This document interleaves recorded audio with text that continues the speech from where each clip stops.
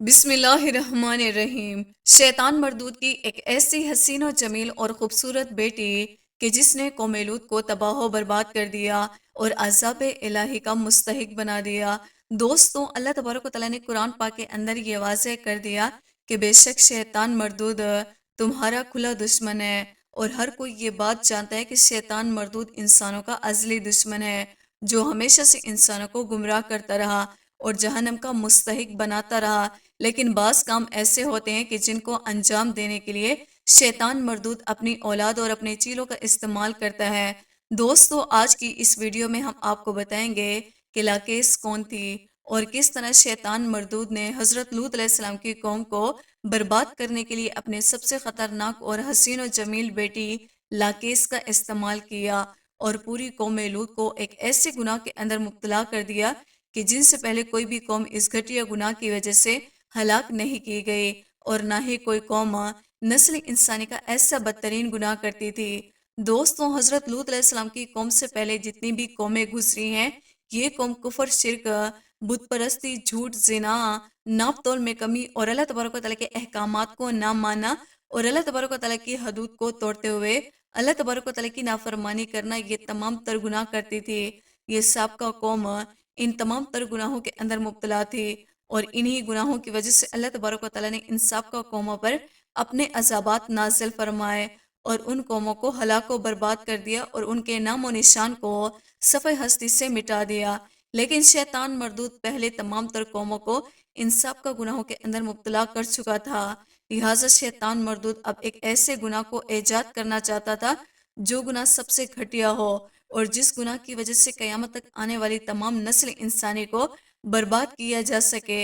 اور جس بدترین گناہ کے اندر پچھلی قوموں میں سے کوئی بھی قوم مبتلا نہ ہو۔ لہٰذا شیطان مردود نے دنیا کے بدترین اور گھٹیا گناہ کو ایجاد کرنے کے لیے حضرت لوط علیہ السلام کی قوم کا انتخاب کیا۔ دوستو، دراصل حضرت لوط علیہ السلام کی قوم بہت ہی خوشحال اور مالدار قوم تھی، جو اردن کے علاقے شہر صدوم کے اندر آباد تھی۔ اس قوم پر اللہ تبارک و تعالیٰ کا یہ خاص فضل و کرم تھا کہ اللہ تبارک و تعالیٰ نے اس قوم کو ہر طرح کی نعمتوں سے نوازا تھا، تاکہ یہ قوم اللہ تبارک و تعالیٰ کی شکر گزار ہے۔ حضرت لوط علیہ السلام کی قوم کا علاقہ سرسبز و شاداب تھا۔ یہاں پر طرح طرح کے باغات تھے اور طرح طرح کے پھل اور اناج ہوا کرتے تھے۔ اللہ تبارک و تعالیٰ نے انہی نعمتوں کی وجہ سے یہ علاقہ بہت زیادہ خوشحال اور مالدار تھا، جو کہ اس علاقے کے اندر ہر طرح کے پھل اور اناج موجود تھے، اور یہ علاقہ طرح طرح کی نعمتوں سے مالا مال تھا۔ لہٰذا اس وجہ سے دور دراز سے لوگ اس علاقے کی طرف آتے ہیں اور اللہ تبارک و تعالیٰ کی ان نعمتوں سے فائدہ اٹھاتے، اور یہ عمل قوم لوط کے لوگوں کو بالکل بھی پسند نہ تھا، چونکہ ان لوگوں کا یہ ماننا تھا کہ اس علاقے میں موجود ہر طرح کی نعمتوں پر صرف ہمارا ہی حق ہے۔ لہٰذا اس وجہ سے قوم لوط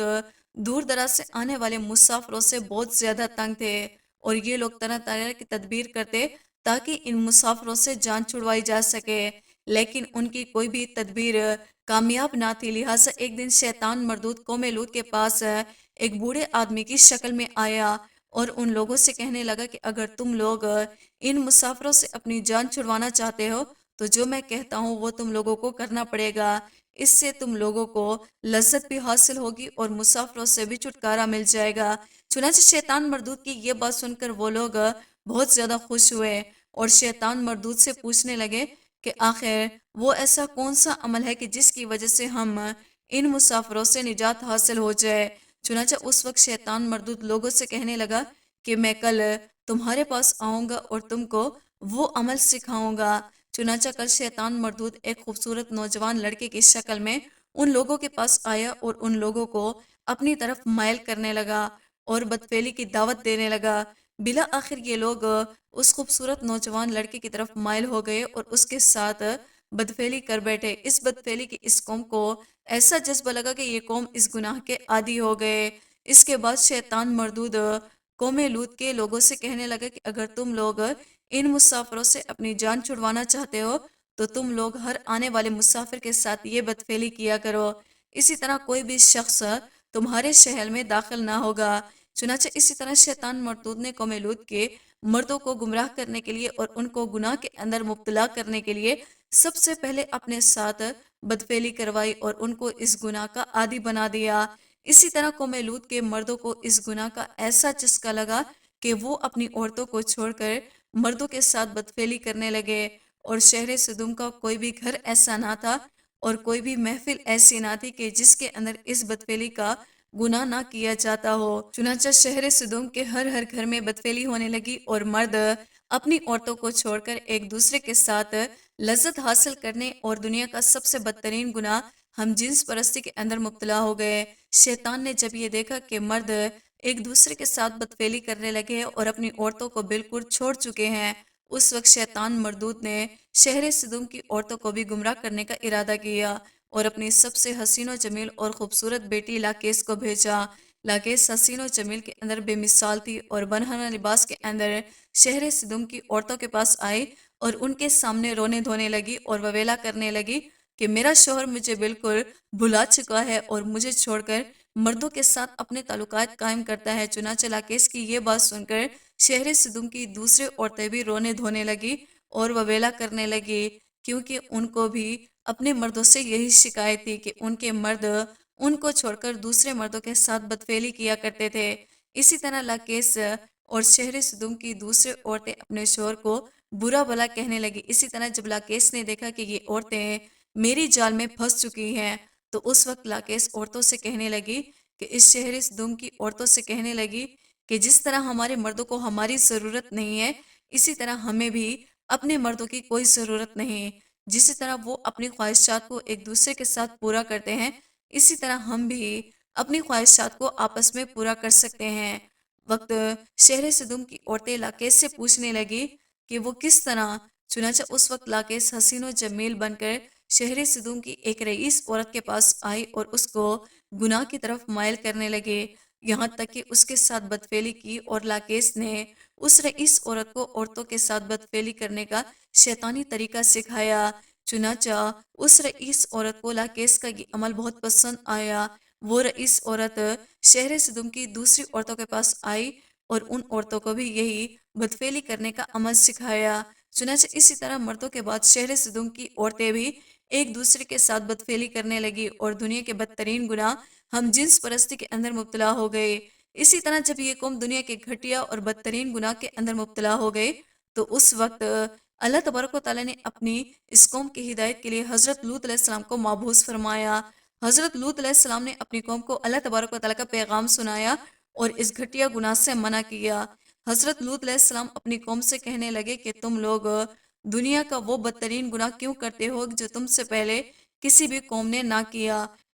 اللہ تبارک و تعالیٰ کی ذات سے ڈرو اور اس گناہ سے باز آ جاؤ۔ اسی طرح حضرت لوط علیہ السلام اپنی قوم کو واعظ و نصیحت کرتے رہے اور اپنی قوم کے لوگوں کو اس گناہ سے منع کرتے رہے، لیکن اس کے باوجود